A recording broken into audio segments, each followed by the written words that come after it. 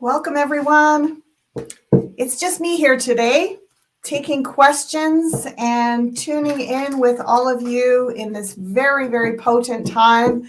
I know we've been saying that a lot over the last few years, astrologically, astronomically, so many cycles within cycles within cycles. And people often ask me, what is going on with all of this astrological stuff? We've never heard about this before, and all of a sudden there's super moons and eclipse seasons, and of course these phenomena have always existed.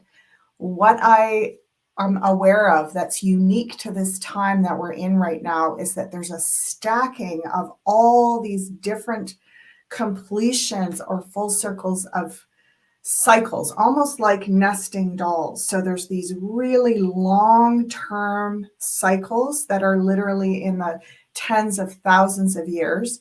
And then there's smaller cycles like every 2000 and a little bit years we go through, astrologically, we move from one age to another. So of course we are in that transition and have been for most of the lives of those of us that are here on today. We've been in this transition between the age of Pisces and the age of Aquarius. So again, like I'm saying, there are all these cycles within cycles within cycles. And what's unique about this last, say, 10 to 15 years and heading on into probably the next 20 or 30 years is that we have a phenomenal stacking kind of energetic node where there's a lot of potent astrological, astronomical events overlapping. So there have always been these cyclical events. There's always been supermoons and eclipse seasons and so on. But the way we see everything sort of lining up and overlapping and stacking in is kind of extraordinary and unique.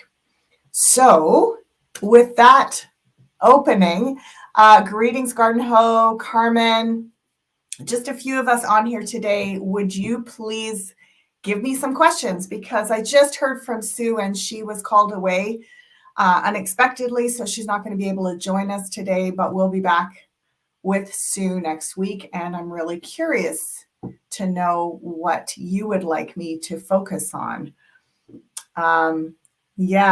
While I'm waiting to hear your input, I just pull the first two cards that are at the bottom of the deck. And, this card, the Hermit, I often see is related to, intergalactic things that happen over a very, very long period of time. So, connections to intergalactic and interdimensional beings that are on the time continuum is what I'm hearing. And then we have the 10 of Cups, which is also about a cycle of time. And, it can be 10 years, 100 years, 1,000 years, or 100,000 years. So just as I was saying, this energy around these very, very long cycles that are all coming to a turning point. Greetings. Hi, Angela. Hi, everybody. Bring your questions. I'm waiting eagerly to get into your questions.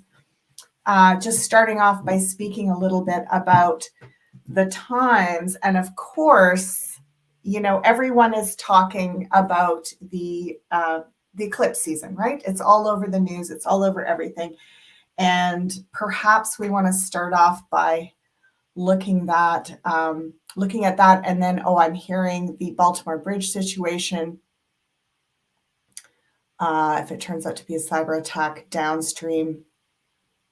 Okay, downstream ramifications. Well, let's start off with this energy of what they're calling the eclipse season, which basically just means we've had a lunar eclipse and we're about to have a solar eclipse.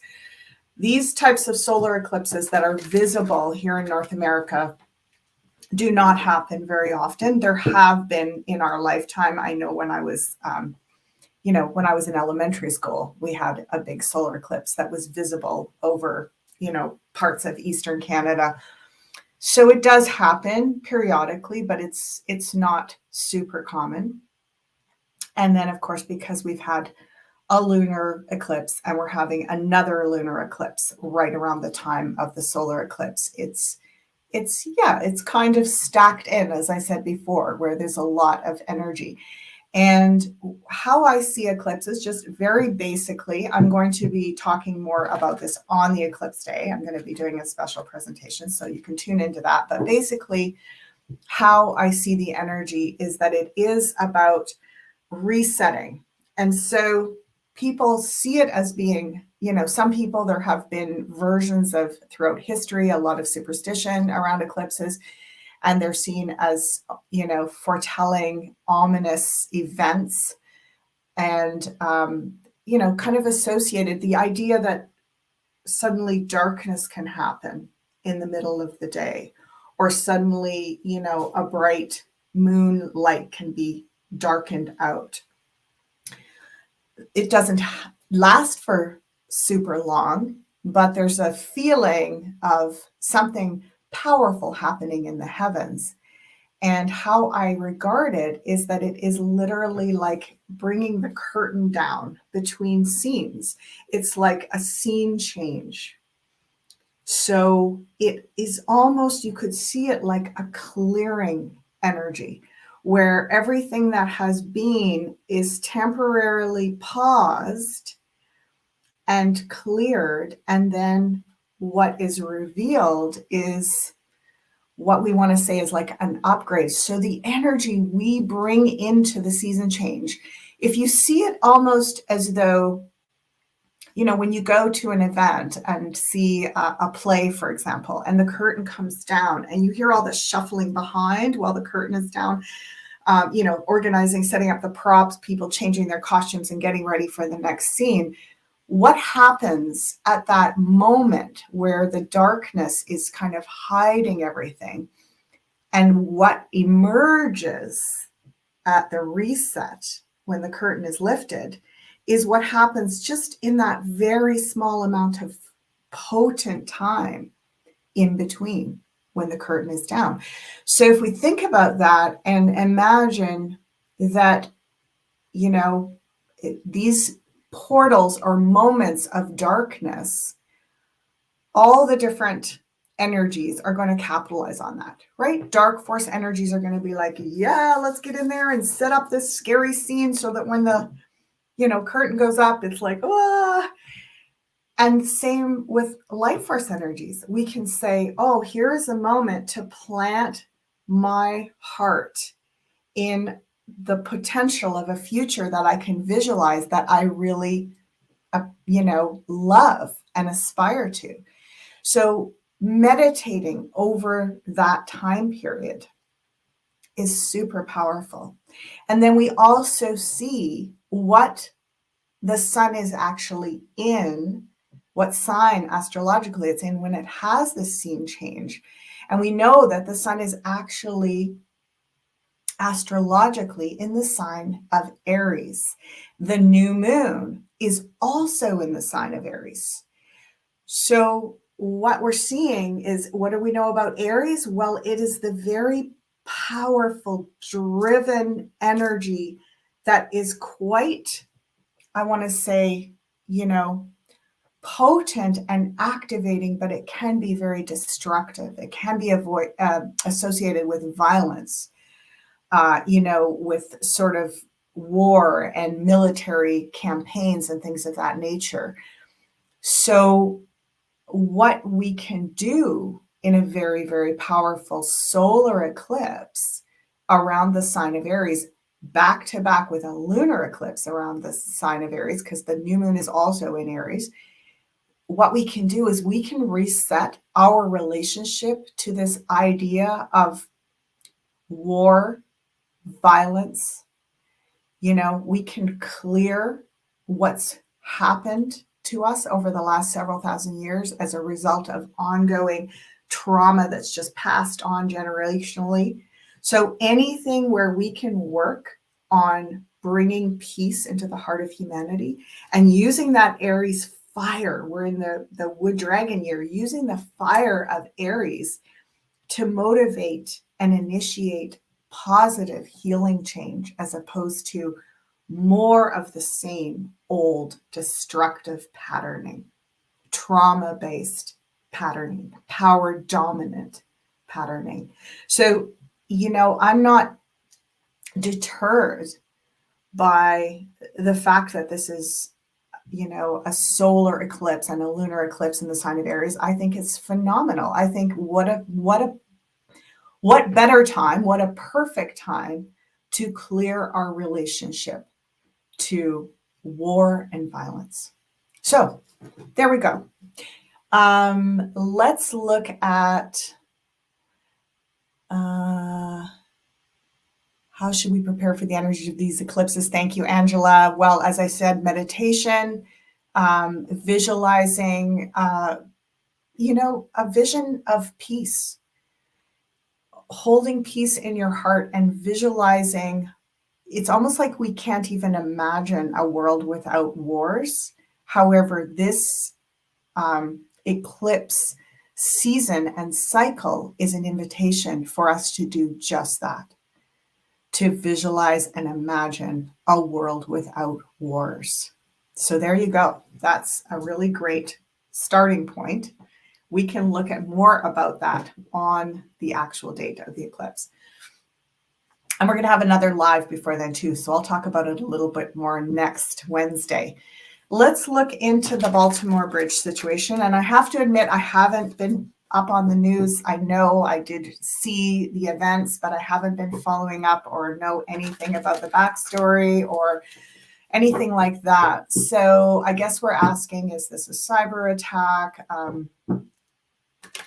And what do our guides want us to know about the event? How is it relevant to where we are right now? Okay. Well, to begin with, this is us tuning in, and I feel like, whenever I see this, whenever I see these stars of the star card, especially with regard to anything political or military, especially related to the United States, I always see it like the Star-Spangled Banner. And I feel like there's something going on here with the revitalization of the US Constitution. And there's something tied in with that. It's like there's something being brought to our attention, being brought to the forefront. And a lot of the power dominant manipulative actions of certain groups and individuals over the last 2 or 3 centuries have been brought out. And so there's more revealing. It's like we thought we knew a lot, but there's going to even be more revealing. So somehow this is part of a continuation of more revealing. Yeah. So what do we need to know about it? It's something about bringing people together. And I've seen this before with these events, as tragic as they are, there's something about bringing different groups of people, because the Three of Cups is sort of a joining of hearts, not of minds, but of hearts. So there's something about the opportunity for us to be joined together despite our political differences and our ideological differences. There's something about these events kind of bringing people together around certain causes. And I want to say there's a dispelling of the polarities that we've been seeing. So that feels really good. Yeah. It's more of so in terms of a cyber attack, Let me just have a look here. It feels like more of a process of continuing with where we've been going in terms of, like changing the old systems and bringing in new systems, and certain things having to be brought to the forefront into people's awareness. Again, I mean, we've been seeing this for a long time, and we think, we don't want to see any more of that.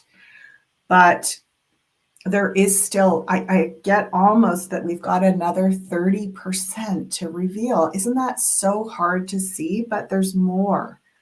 There is more. And if we don't, it's sort of like, it's almost like I'm seeing, the bad apples that spoil the whole basket, right? And if you don't get them all out, it only takes a little bit that it starts to spoil everything around it again. So there's something about this as part of clearing, and social justice, like things being brought to justice as a result of this. So some sort of legal process that will come out of this. And again, we're looking at,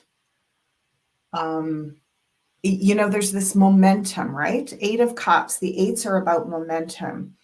And when we go through a lot of series of really catastrophic events, there's often a little bit of a lull following that, where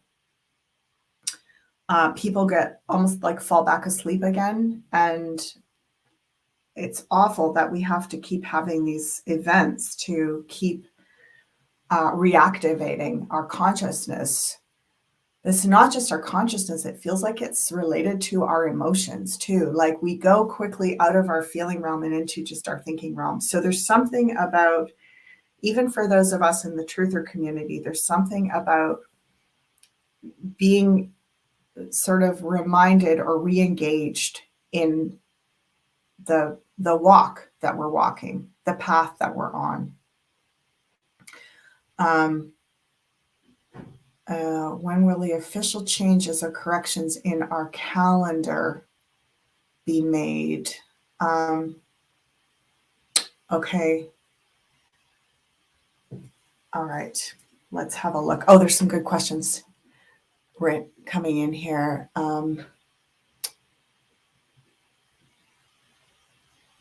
That is the name of the bridge. Oh, okay. The Star Spangled Banner. Okay. Wow. Okay, so we're on to something. Star Spangled Banner was written by Francis Scott Key. Now I hear everyone calling him Francis Key Scott. Is this some kind of Mandela effect? Well, we'll have a look at that. So, yeah. And the Star Spangled Banner. Isn't that interesting, right? That it was written during the American Revolutionary War. So things still, I'm getting, we are only 70% of the way to revealing so much of what has been hidden, controlled, lost. And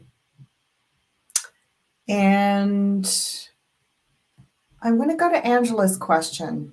I just quickly will pull on Francis Scott Key or Francis Key Scott. Yeah, it kind of feels like he may have gone by, she, they may have gone by both names. So that's part of the confusion. It feels like there's something like both names were used in different order. So that might be it. It doesn't feel like it's Mandela effect entirely. Let's go on to the question about our calendars. That's so fascinating. I miss having Sue here to look at the questions and just leave me alone, but she'll be back next week. So, calendar. Interesting that we're talking about these cycles and the end of a cycle. And what are we going to replace it with is what I'm hearing. What are we going to work with in the future? And what it feels like is we're going to work with a much longer count calendar, something that is, it's interesting, right? Like the cycles, like we've got in our Gregorian calendar, we've got the leap years where we add an extra day and all of that kind of stuff. But there's not really long counts in our calendar where it comes back around. And I'm getting that there's going to be a very, very long count calendar introduced. It could take really the rest of the century to make the transition. It's not going to be really fast. And it likely will start with just people experimenting with different calendars, maybe 3 or 4 different systems, part of the off-grid, I want to say complementary systems. Let's stop calling them alternative or parallel systems and let's call them complementary systems. It's like we can't do much worse than how we are right now. So anything we do different is going to be basically complementary to what already is. So let's add on complementary systems around calendars and timelines and measurements of time, even around measuring days and hours and minutes and seconds. Very, very interesting. I'm hearing that we're going to be working around systems that actually make more space in our time, our experience of time. And there will be, just out of popular consensus, people experimenting with different time calendar count systems and kind of for fun, playing around with experimenting with those systems. And out of that, it's probably going to happen. It'll be a bit trendy over the next 30 or 40 years. And out of that, there will be sort of like a predominant system that really catches on and people really love it. And because it really feels like it changes time for us. And it also, there's something about giving us that experience of what it's like, we think very short term with this current calendar and days, weeks, months, and years, and minutes, and hours, and seconds. We think it's very short term, immediate kind of like shortcuts to everything. And it's like we're trying to steal time, or we're trying to like shorten time. And they're saying we're going to start to see these models where time stretches out again. So we're not as fixated on being precisely on time, right? Because right now where it's like, oh my gosh, if you're 5 minutes late for work, you're getting penalized or whatever.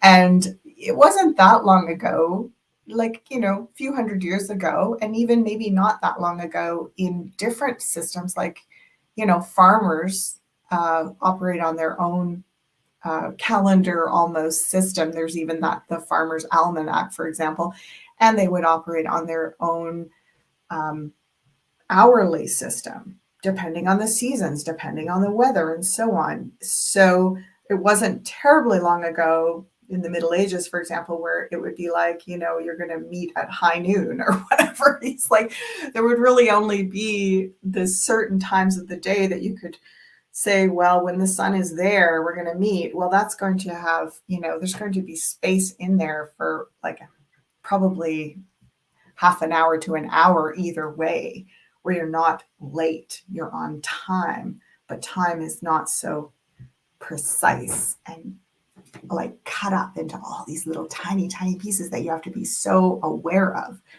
It becomes spacious again. And Yeah. I feel like a big part of that is going to be us unplugging from time. And, I know in my own lifetime, it's been extraordinary to witness how time has shifted in terms of, once we had digital clocks, for example, and then now that everybody has synchronized virtual clocks on their phones and on their computers, and everything is, digitalized and virtual, it's like we're literally being sort of marched through our lives by this precision of breaking time into these little tiny, tiny pieces. And it starts to feel pretty like exhausting, doesn't it? It's kind of overwhelming. It's like, oh my gosh, there's never enough time. I feel like I'm being run by time. And I can still remember where time was a little bit more like spacious and lax. Like you could literally go into work and go, oh, my watch was running behind. I'm late. Sorry. You know? And it was like a legitimate excuse, right? It's like, you better synchronize your watch with the town clock next time. So it is, I'm laughing about it, and I'm encouraging you to all laugh about it, because we can see that it does affect us psychologically, being managed and micromanaged by our addiction to dividing time up into such tiny fragments that it controls our every breath, right? It controls everything. So let's just see what our guides say about new calendar systems, new time measurement systems. Oh yeah. Yeah. It starts with us recognizing that we are literally, this whole idea of running out of time, is us trying to run away from time, is what the guides are saying. Look at this. Just exhausted, stabbed through the back with 10 swords. 10 is completion. Swords are, they are very much about systems of thought. So numbers and letters and counting and all that kind of stuff. So it's like, meanwhile, we are so much more complex, beautifully profound, natural, organic beings that are multifaceted. And we can't just be locked into linear time this way. There are other measurements of time that are a lot more in alliance with the complexity of who we are. So we're going to be pulling back from that. It's already happening. It's already happening, and it feels like we're being asked to experiment with time. So, for example, yeah, Emma, I gave up my smartwatch 2020 and I've never put it back on. Perfect example. Like, where can we start to unplug from that? I know that I purposely, on my days off, I will not have any clocks on around me. I tend to just shut my phone off, believe it or not. And I do my best to not look at the time at all. I look outside when I want to see what time of the day it is. And, maybe we can start to play around a bit within our friend and family circles, where we talk about, instead of having to meet at 10:15 a.m., let's talk about expanding a little bit into, I'll meet you there sometime after 10, before 10:30. Like, just giving ourselves space, like creating some spaciousness in the, yeah, look at that. Queen of Wands, creative. She's the creative queen. Here, the Queen of Pentacles, she is the, really earthy, very grounded. I want to say, there's something also about just not having enough time to be creative, not having enough time to, like to craft and make things and build things and do art and stuff like that. So if you notice, the more you're fixated on time and noticing what time it is, oh, I better check my emails again. Oh, I better look at this. Oh, I better go online and check. Oh, I better answer that. Oh, I better, like we just are literally on this wheel of time going around and around in our heads continually. And if we say, okay, I'm going to start to withdraw from that in creative ways, wherever I can. There's something about letting time into your most private, intimate life. Like it's sort of like, where are we safe from time? Where can we hide and not have to be inundated with that fixation on, again, micro divisions of time. So, yeah. So, it's interesting because they're saying, yeah, they're saying, first of all, when we go out, somebody was just saying in one-dimensional, outside of our planet, time is referenced like space. With an X, Y, Z axis, the total of 6 coordinates gives a location. Trippy. Okay, that is really trippy. But what I was being shown is like when we think about we go off planet, we're also weightless, like that whole gravity shifts. And so time is not as relevant when we don't have gravity, is what I'm hearing. So basically, you could say our relationship to time is our relationship to the relevance of how matter moves through space. And therefore, we can choose how we want to relate to that. And like the getting into the quantum, like what can happen in those moments in between. So funny that this beautiful Two of Cups, which is like, it's like the soulmate card, basically. What it's suggesting is notice what happens when you're in love. Notice what happens to time when you're in love, how it morphs, it can expand, it can contract.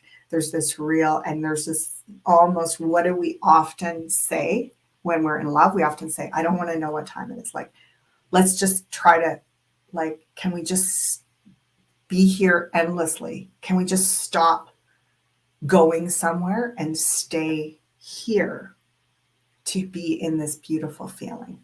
And everybody says that when they're in love. So there's something about loving where we are helps us to kind of step away from this. Like, what would it feel like to live every moment of your life as if you were in love and time was irrelevant? Yeah.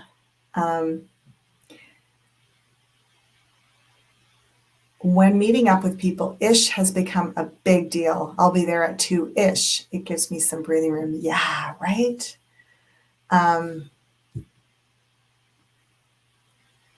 Oh, thank you. Sorry, I'm having to look over here. Sandra, yeah. And what was the other one I just saw? Creates unnecessary anxiety and overload over time. Haven't worn a watch for 20 years. Yeah. So let's try it.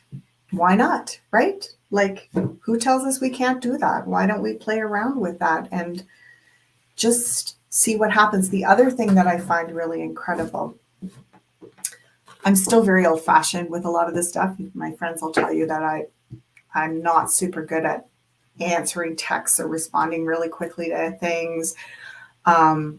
I tend to go into time spaciousness whenever I can.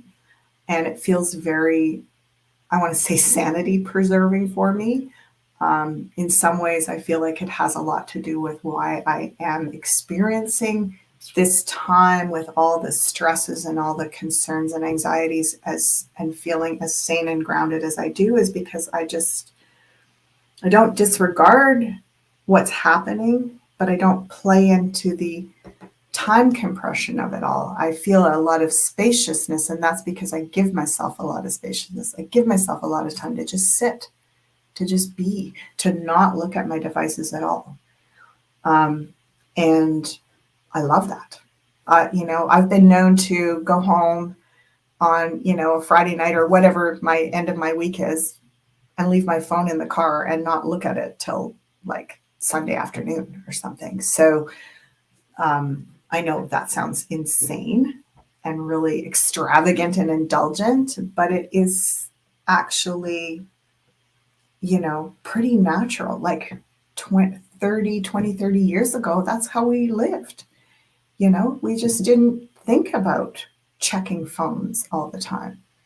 And I think if we were to look at ourselves now from then, we'd be like, oh my God, what's happened to you? Like, what's wrong with you? Put that thing down. Like, leave it outside. Like, don't get so attached and fixated on it all. And also I noticed, like, it used to be that you would make a plan with somebody and it would be like, okay, we're going to meet next Wednesday at 4-ish or whatever at such and such a place. And if there wasn't a change in that plan, you would just meet there. You just go there. And I know it was like probably about 4 or 5 years ago now, I had this unfortunate situation with a friend of mine who was waiting for me to text the day before or the day of, the morning of, and didn't end up going to meet where we were going, and was really upset with me that I hadn't checked back in about, oh yeah, it's still on, right? It's like, why would it not still be on? If it wasn't on, I would definitely tell you. So, maybe, and it's not about shaming either person. Like, now the standard is you have to reconnect regularly again and again and again. Even like, oh, I'm there. Oh, I'll be 15 minutes. Oh, I just turned a corner and I hit a stop sign and now there's a traffic jam and I'm not going to be like, we have to give so much information to each other just to justify not being on time. So what about we start to create a little more space around that? What about we say, okay, let's say next Tuesday at 4, and the only reason we will contact each other before then is if there is a change in plans. So let's allow ourselves to actually remember a date and not have to be reminded 10 times beforehand, right? I'm laughing because I feel like, in a way, it's so simple. It's so simple, and we could have some fun with this. It's probably going to feel a little uncomfortable for a lot of people initially, but see if it starts to give you a little bit of breathing room in your life. Okay, so where are we? All right. I live in New Mexico, so it's I'll be there when I get there. LOL. I love it, Carmen. That's great. So, any new questions? Let's see here. What time are we at? Funny. I'm actually probably going to go off the call a little bit early today since Sue's not here and I have a full day ahead of me. But let's take one more question. So I'll wait to hear what your responses are and if there's anything else that you'd like me to cover today. While I'm waiting, I'll just do a quick something on Tartaria. Yeah, I'm going to do a quick spread and see what Spirit wants us to look at as well.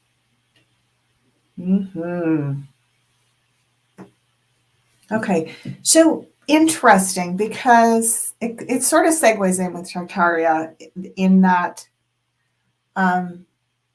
when we think of civilizations throughout history, through time and space, and we know we're coming to the end of, again, sort of like that nesting doll syndrome, we're coming to the end of a lot of different civilizations. There's a lot of versions of civilization over the last, say, 8,000 or 9,000 years is what I'm getting.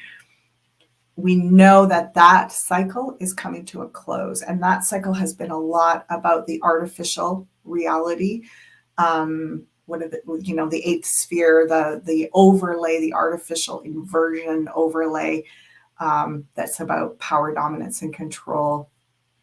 And we've survived that. It's been very traumatic. And we have a lot of wounds and a lot of negative programming that we're just deeply, I want to say,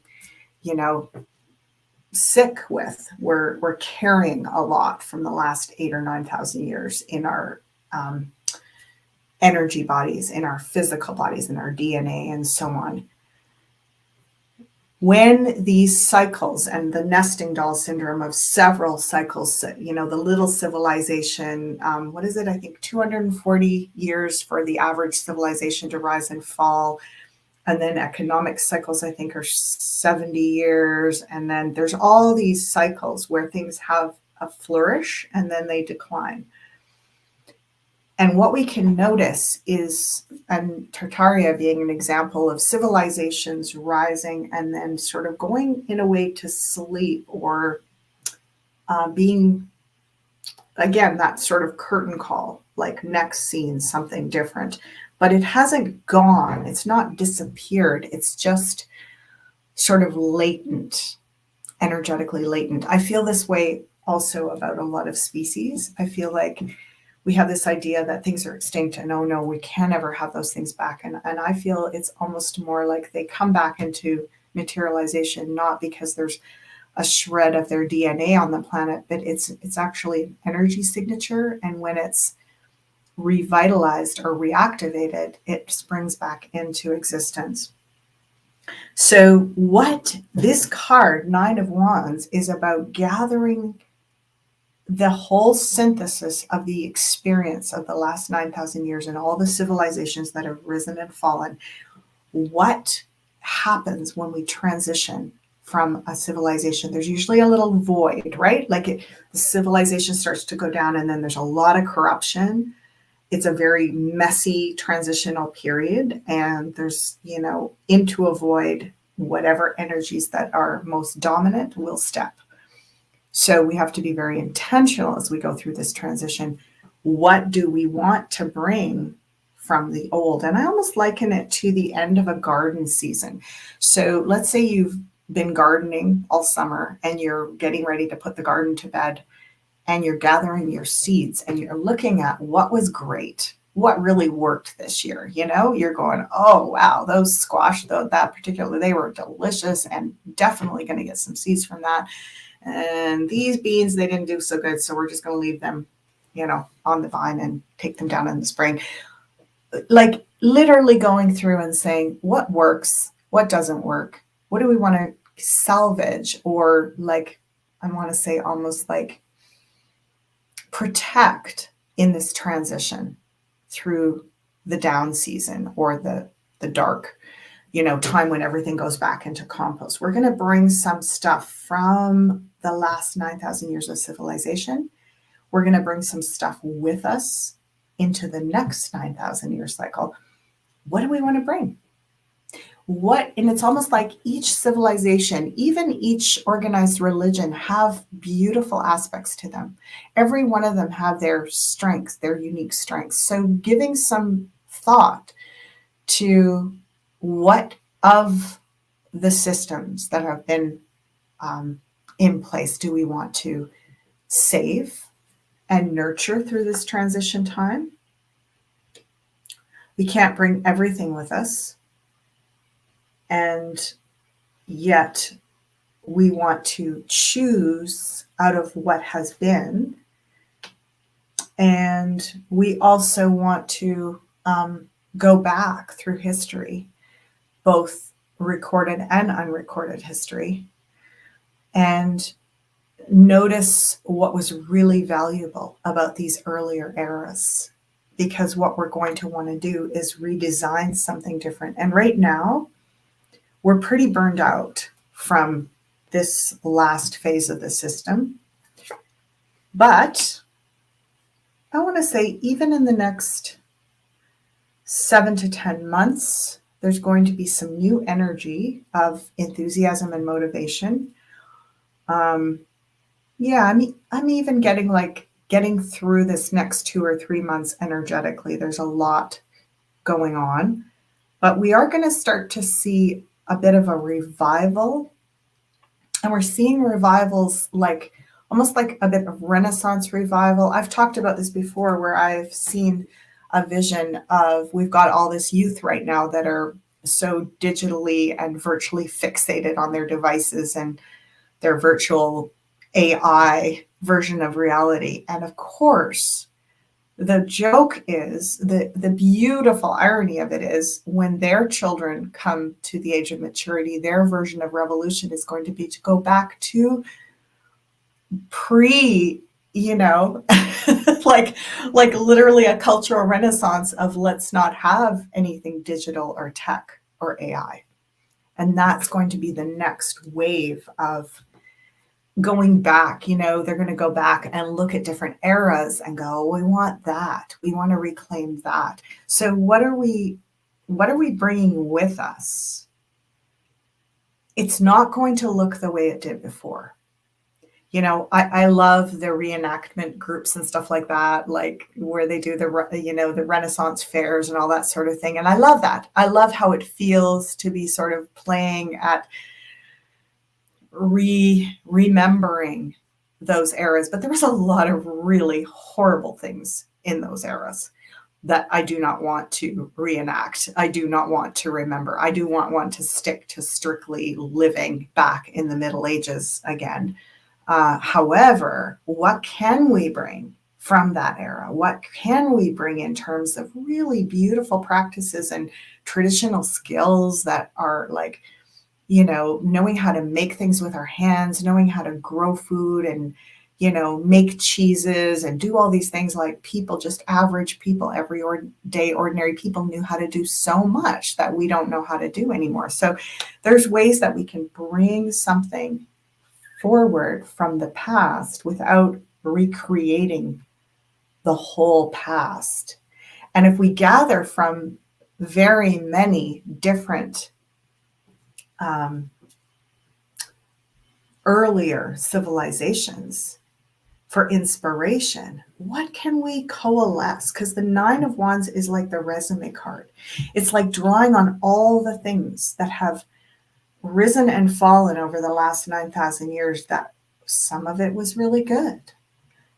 A lot of it was not very good, but some of it was extraordinary. And we want to start to gather that, because we're going into like a time of, they're saying consensus building. We're the consensus reality is going to be a collaboration of different, I want to say creative, visionary, imagined ideas. And a lot of that, almost all of it, 90% of it, comes from what has already been done in the last 9,000 years. It's just almost like taking the ingredients that are the best and recombining them, right? Instead of just using an old recipe, we're taking the best ingredients out of all those recipes and recombining them into something super amazing.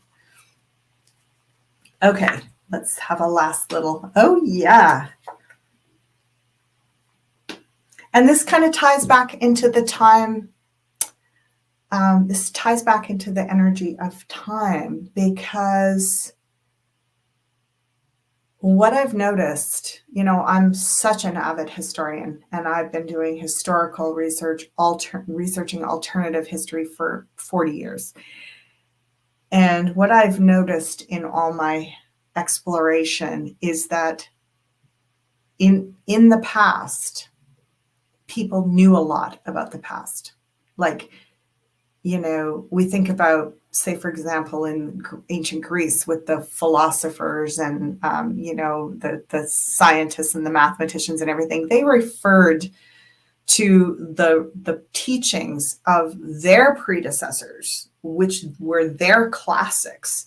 Like, they knew a lot about they knew about the civilizations like Atlantis. They knew about the technologies. They knew about the architecture and, musical frequencies and astronomy. And like, there was there was a lot of, I want to say, continual recycling of old with purpose and with awareness. Like people really, really studied history, not just as a curiosity, like, oh, how weird back in the old days, but they actually revered that we weren't just at the pinnacle of our civilization evolution. They saw that civilizations went through these rises and falls, and that you could tap back into high culture from different eras and learn from that.